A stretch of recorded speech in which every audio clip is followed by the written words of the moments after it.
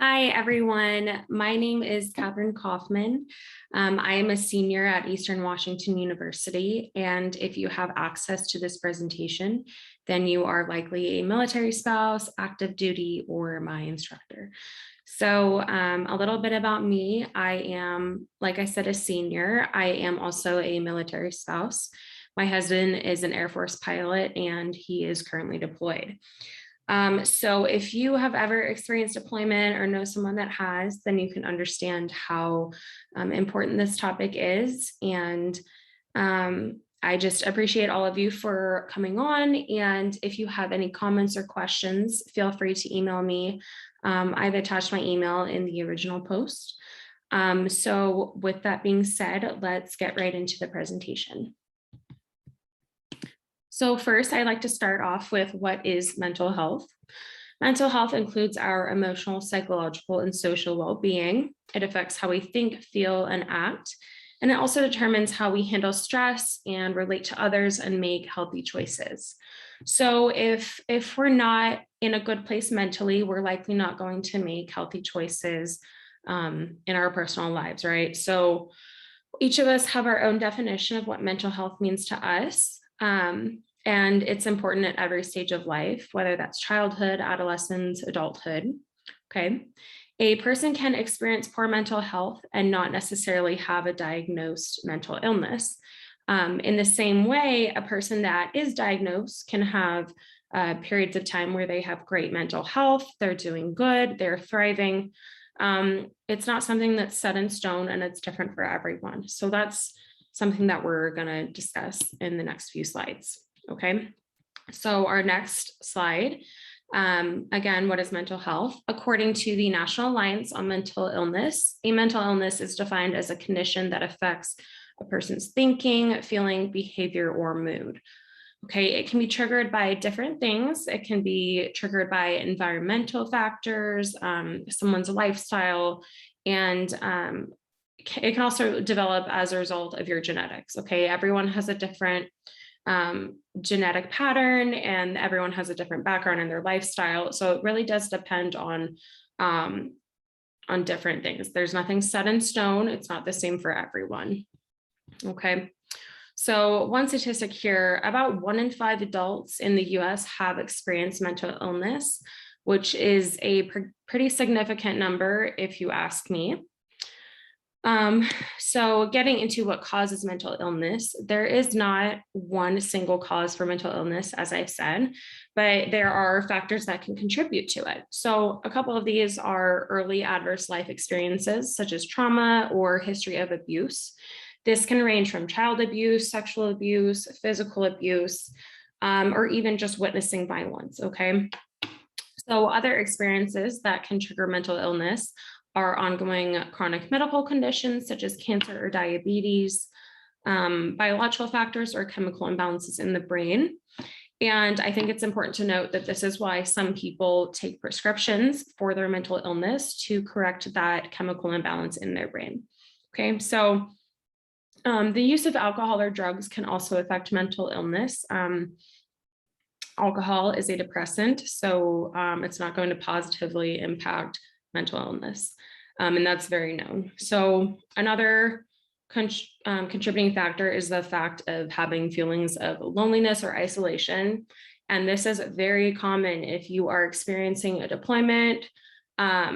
It's your total schedule and your everyday life has been kind of changed. So you are going to feel alone. It's pretty common. It is reality, and we have to find ways to deal with this, and it's okay to feel lonely, okay? So our next slide is, why is mental health important? Again, each of us are going to have different definitions, different reasons as to why we think it's important. But what I have here is that mental and physical health are equally as important, okay? If again, you have poor mental health, your physical health is likely going to be impacted, okay? Depression increases the risk for many types of physical health problems, especially for long-lasting conditions like diabetes, heart disease, and stroke.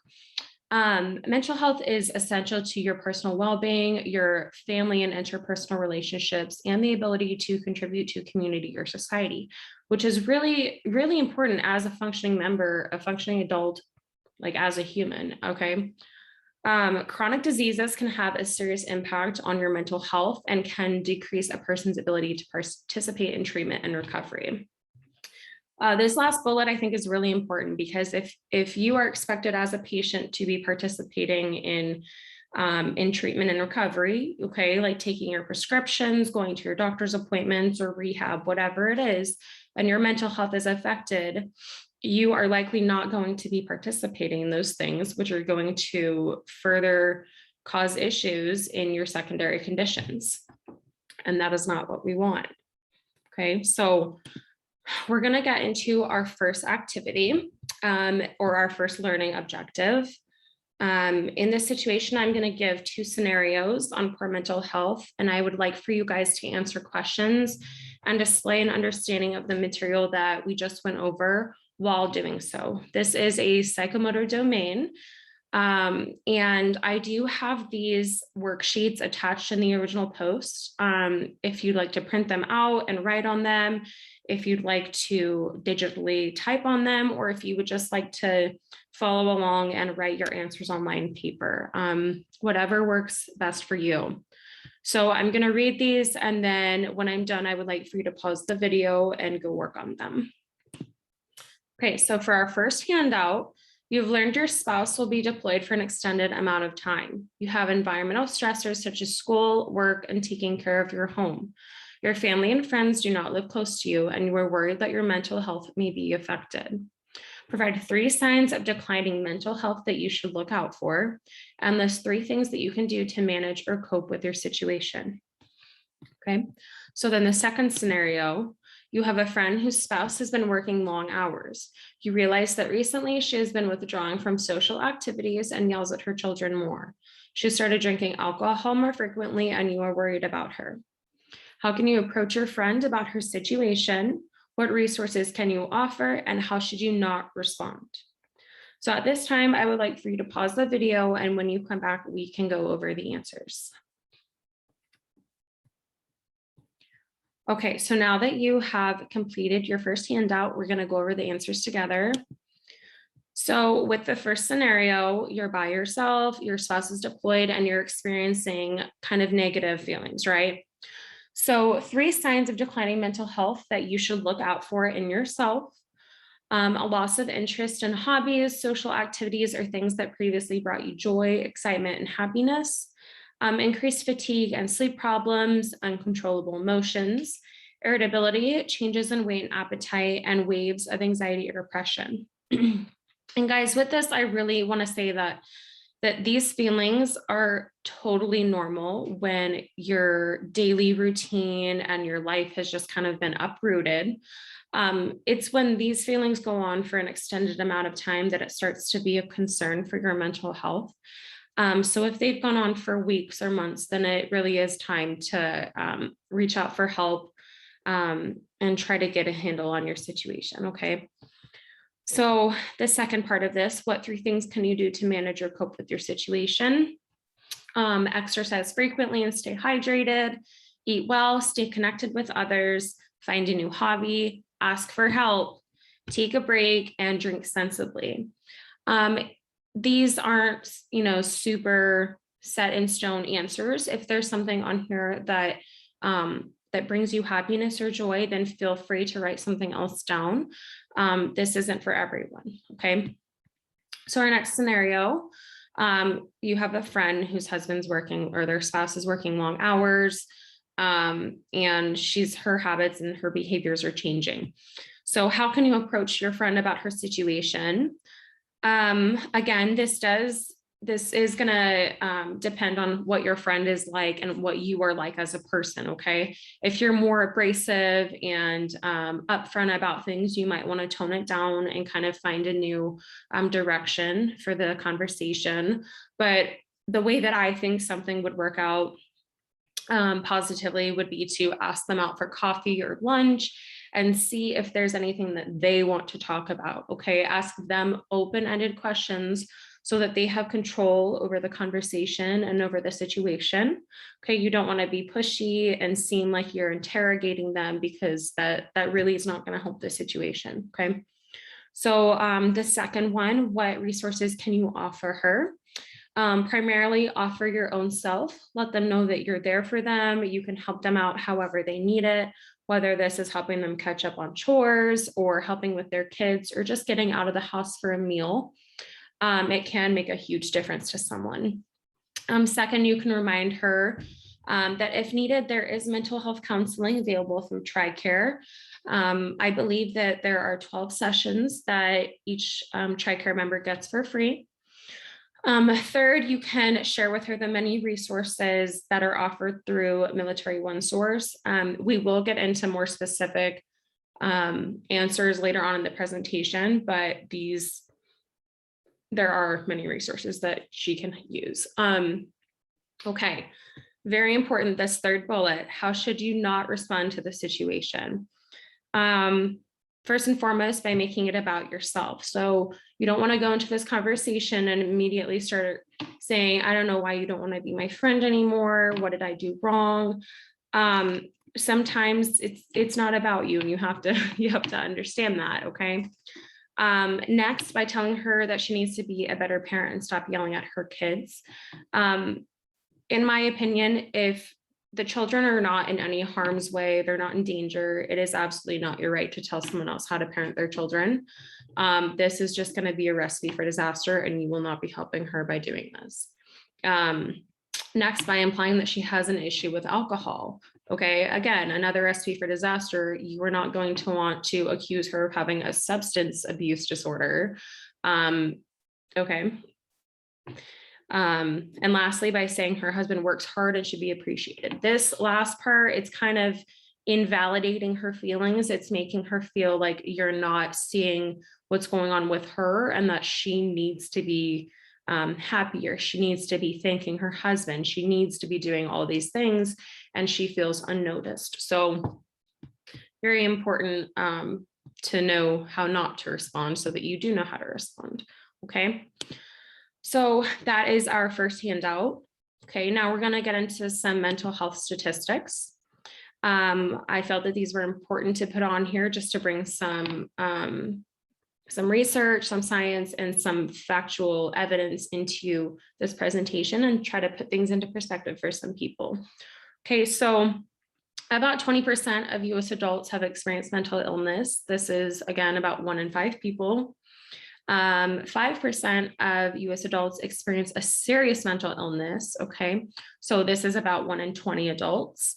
16 to 17% of 6 to 17-year-olds experience a mental health disorder in 2016, right? So that's 6 years ago. This is definitely more by now, but that is 7.7 million children. To put that into perspective, that's a large number. And almost 4% of US adults have experienced a co-occurring substance use disorder with that mental illness in 2019. Okay, so almost 10 million people. Very serious numbers here. Okay, guys. Next, we're going to get into the ripple effect. And for a second, I would just like for you to think about what a ripple effect is. Okay, so with that being said, people with depression have a 40% higher risk of developing CVD and metabolic diseases than the general population. People with serious mental illness are nearly twice as likely to develop these conditions. And almost 20% of US adults with mental illness also experienced a substance use disorder. The rate of unemployment is higher among US adults who have mental illness compared to those who do not. High school students with significant symptoms of depression are more than twice as likely to drop out when compared to their peers. And students aged 6 to 17 with mental, emotional, or behavioral concerns are 3 times more likely to repeat a grade. Okay, so the point that I'm trying to make here is that mental illness is more than just feeling sad or alone. It starts to affect the way that people function as normal humans, right? With school and work and day-to-day life, it becomes a very serious issue. Okay, so how do we tell if an individual or ourselves if we have anxiety or depression, which are, I would say, the two most common mental illnesses that people experience. So here we have some signs of depression. We have hopeless outlook, meaning things are not going to get better. This is never going to go away. I'm always going to be like this. Nothing's ever going to change. Loss of interest, increased fatigue and sleep problems, anxiety, irritability, changes in appetite and weight, and uncontrollable emotions. And again, guys, as I said before, this is common when your spouse or someone you know has been deployed. It becomes an issue when these feelings go on for an extended amount of time. Okay, so now signs of anxiety: nervousness, restlessness, or feeling tense, feelings of danger, panic, or dread, rapid heart rate, rapid breathing, increased or heavy sweating, trembling or muscle twitching, and trouble focusing or thinking clearly. And again, this is very common to feel when your spouse is in another country, in potential harm's way and danger. And so we have to figure out how to cope and what we can do to try to make ourselves feel better while all of this stuff is going on. Okay. So now we're going to get into activity 2. So throughout the next 20 minutes, I would like for you guys to discuss 3 new things that you learned with classmates based on the previous slides. You may also use this time to reflect or ask questions, and this is part of a cognitive domain. So with this worksheet, again, it is attached on the original post, but if you guys would like to share your answers with each other in the comment section on the original post, that would be awesome. So pause the video now and fill out the worksheet. And when you're finished, come back and I will go over the answers. Okay, so now that we've finished handout number 2, we're going to go over the answers together. Okay, so the first, whatever you have learned, that's okay. I'm going to just kind of put it all into one. The first one being mental health is. So open-ended question, but for my answer, I have our emotional, psychological, and social well-being that determines how we think, feel, and act. It can also determine how we handle stress, relate to each other, and make healthy choices. If you have any of these answers, that's okay. You don't have to have all of them. You may also provide your own example of what mental health is to you. So in reference to our presentation, contributing factors of mental health are early adverse life experiences such as trauma or abuse, experiences with other ongoing medical conditions like cancer or diabetes, biological factors, use of alcohol or drugs, and feelings of isolation. Again, you can have 1 to 2 of these. You can have your own answers as long as they contribute to mental health. You're in the right area. Okay, our third question, mental health is important because it is essential to personal well-being, family and interpersonal relationships, and the ability to contribute to community or society. Poor mental health can increase the risk of secondary health issues like CVD, diabetes, and stroke. Okay, so these are based on the PowerPoint, but again, you may provide your own answers and kind of tailor them to what you believe mental health is and why it's important. Okay, so that's it for handout number 2. We're going to move on to some more specific slides. This first one is mental health and military spouses, okay, for section 2. A USO study conducted in 2018 reported military spouses expressed a lack of identity and sense of purpose, and they also had difficulty maintaining network and support systems, as well as having a lack of control over their lives and an inability to plan for their futures.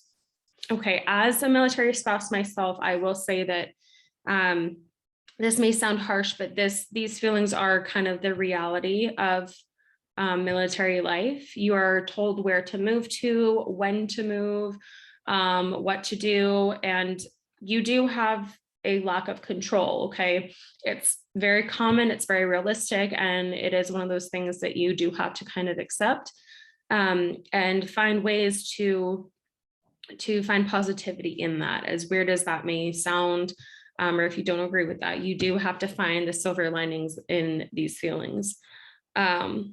in the study the year before, it found that military spouses experience higher rates of stress, anxiety, depression, and unemployment than their civilian counterparts, which makes sense because they're feeling that they don't have control over their lives, their connections, their employment.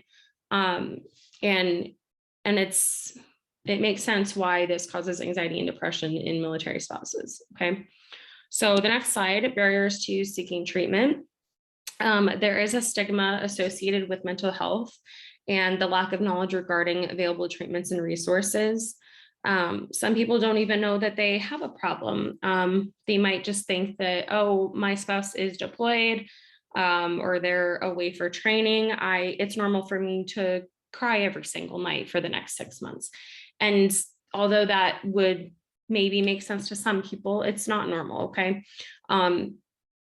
These feelings, again, if they're going on for long periods of time, it is important that you find help and you reach out and you seek assistance with feeling these negative feelings. Okay. So military spouses may also have an additional fear of their condition negatively affecting the active duty member's career, which makes sense. A lot of people don't really know the ins and outs of their spouse's position, and it's the fear of the unknown. Okay, so they don't want to have their mental health affect their spouse in any way. And so that prevents them from wanting to seek treatment. Okay, so there is also a fear of family, friends, and colleagues being judgmental. It could be the fact that you're supposed to be tough because it's the military and people aren't supposed to be sad or have feelings or whatever, which is totally not true. It is 100% okay to feel these things. And if you need help, then reach out. Okay. So our next slide, changing the landscape. We can change that stigma around mental health in the military community by supporting each other and fostering a culture of inclusiveness. Okay, so being an active part of the solution amongst our own by lending an ear, asking each other questions, and encouraging each other to ask for and accept help. It makes it easier for someone to want to reach out and get treatment if they know that other people are feeling the same way and that they're not alone. Also increasing our knowledge of the available resources and sharing them with others and being a voice for those who can't speak. I will say that while doing this project, I found a lot of new resources that I didn't know existed. And so even sharing those with others can make a huge difference, okay? So support each other, it's really important. Getting into the more specific resources that I previously mentioned, our first one is Military OneSource. In my opinion, it's kind of like the overall hub that has all of your resources put together in one. They make it very simple for you to find what you're looking for. It's tailored to very specific needs. And so they have resources available for sexual assault, military crisis lines, PTSD, traumatic brain injuries, domestic abuse, and child abuse. Also mental health conditions, online screening tools, which is an incredible advancement in my opinion. It shows people that they don't have to make an appointment and go in and see a provider, especially if they're ashamed or embarrassed or kind of scared. They can do an online screening and kind of it informs them of where they might be headed or where they're at, and it's really helpful. It's really beneficial. Substance use disorders, Deployment Health Clinical Center, and moving forward. So an educational and life coaching program that teaches problem solving skills. To relate that to deployment, you're by yourself for the first time. You don't really know how to do things without your spouse. It's very helpful to have some of that life coaching and guidance that you need. Okay, so our next resource is called Focus. It's called Families Overcoming Under Stress. It teaches practical skills to meet the challenges of deployment and reintegration. So when your spouse gets home, to communicate and solve problems effectively and to set goals together. Some of the skills that Focus teaches include how to take care of yourself to feel better prepared for when your spouse does deploy. How to talk to your partner or your spouse about changes in routines or responsibilities while they're gone, especially to keep the routines on track, and especially during stressful times. This is very helpful. Okay, so focus continued. Some of the skills that they teach are also available to children. So how to talk to your kids about concerns, fears, or worries, how to manage kids' behaviors if they're acting out at home or in school, how to help the children feel connected to their parents, how to support your spouse or partner if they're dealing with stress reminders, how to identify if someone in the family needs more assistance managing distress, how to connect with a spouse and partner and maintain a sense of family closeness, especially when they are on the other side of the planet, and how to effectively address and solve problems as a couple or family. So then our next resource is called MFLC, or Military Family Life Counselors. MFLC provides short-term counseling, and they're available on all installations. The family readiness group contact person in your spouse's unit should have the name and number of that assigned family life counselor. And again, this is very beneficial to those that are too scared to go contact a provider and go see that physician and get help, when they can just stay in their own unit and get help within that community. Okay, how to look after your mental health. Again, these are just some general ways. It's different for everyone. There may be some things that you're thinking of right now that that help you that I may not have on here. So if that's the case and you'd like to share them with others, feel free to put them in the comments or email me, and we can go from there. So a couple examples I have on here though are: talk about your feelings, keep active, eat well, drink sensibly, stay connected with others, ask for help, take a break, do something you're good at, accept yourself for who you are, and care for others. In my own personal experience, I am a caregiver in Washington, and going to work and caring for others really provides me with a sense of purpose, and it makes me feel like I'm needed and I matter. And it fills that gap that I have when my spouse is gone. So we're going to work on our last activity now. For this activity, again, I have it posted in the original post, and so you can print it off, or you can just follow along and type your answers or write them down, however you prefer to do that. So I would like for you guys to use the previous slides to complete the below questions in about 20 minutes. And this is the affective domain. So for this one, these are the questions. Who do you think advocates for the mental health of spouses? What barriers exist? What resources are there? And how to take care of your mental health? So kind of all of the slides we just went over, I would like for you to see if you can answer these. And if you need help from the previous slides, feel free to use them. So pause the video right now, answer these, and we'll come back and go over the answers. Okay, so answer key for handout 3. Who do you think advocates for the mental health of military spouses? Okay, so if you have 1 or 2 of these, that is awesome. That is probably, if you have 1, you have something that's better than nothing at all. But here I have Military OneSource, which is the hub for all of the sources.